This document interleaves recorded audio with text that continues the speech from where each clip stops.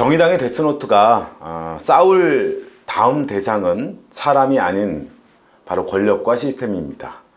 데스노트가 시들하다는 모 언론 기사를 얼마 전 봤습니다. 하지만 정의당의 데스노트는 원칙이 달라지도 수명이 다하지도 않았습니다. 다만 우리의 데스노트의 기준이 한 차례 흔들린 적이 있었습니다. 정의당도 저럴 수 있구나 라는 흔들림은 진보정당이 지녀온 가치와 내용까지도 흔들리게 만들었습니다. 데스노트가 더 이상 이 사회의 기본적 기득권 성역과 싸우지 않는다고 국민들이 의심하기 시작한 것입니다. 한국 사회에 깨질 것 같지 않은 기득권 성역과의 싸움에 정의당은 명운을 걸어야 합니다. 그곳에 정의당이 대변해야 할 땀 흘린 만큼의 대접을 받지 못하고 있는 서민, 억압받고 차별받는 시민들이 있기 때문입니다. 그리고 그것은 더 이상 데스노트에 올라간 고위공직자의 이름만으로 규정되지는 않습니다.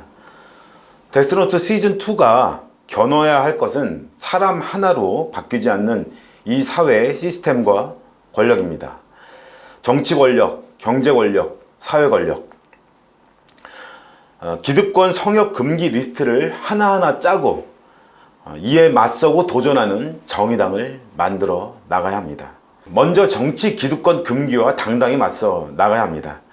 좌고우면하지 않는 사이다 비판 정신을 국민들은 바랍니다.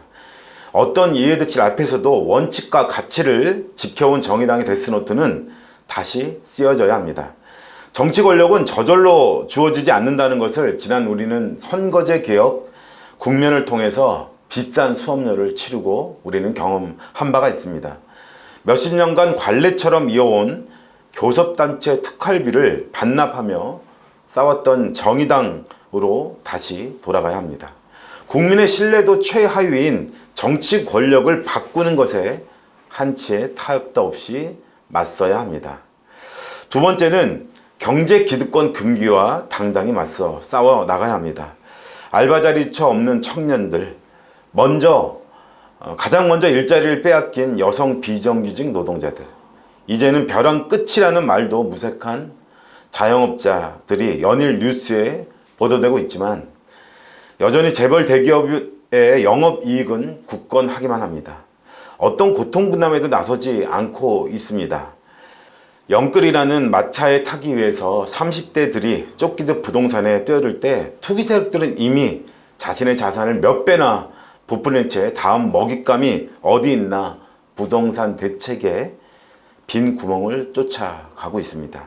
기업에 한 것은 투자이고 서민에게 한 것은 비용이라는 프레임을 당당히 깨고 정의당의 데스노트 시즌2가 정조준해야 할 것은 불평등, 불로소득을 가속화시키고 있는 바로 경제 권력입니다. 세 번째, 사회 기득권 금기와 맞서 싸워야 합니다. 미투 이후 우리는 다시 이전 세계로 돌아갈 수 없다고 다짐하고 있습니다. 그렇지만 여전히 그 벽은 공고하고 두텁기만 합니다. 이제 우리는 누구와 함께 다음 시대로 미래로 갈 것인지를 다시 다짐해야 합니다. 보수 여야의 말로만 외치는 차별금지법, 신촌역에 찢어진 성소자 차별 반대 광고를 보면서 우리는 여전히 불평등과 차별을 조장하고 옹호하는 사회 권력을 데스노트에 새롭게 올려야 합니다.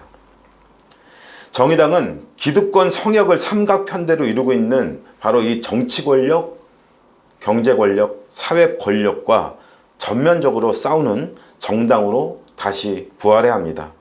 퍼스트 정의당, 정의당 퍼스트는 바로 이 김종민의 정의당을 살리는 프로젝트입니다. 이 첫 번째 전략으로 저는 사람을 넘어 시스템 권력으로 무장한 기득권 성역과의 싸움, 바로 데스노트 시즌2를 부활시키고 국민 앞에 반드시 내어놓겠습니다.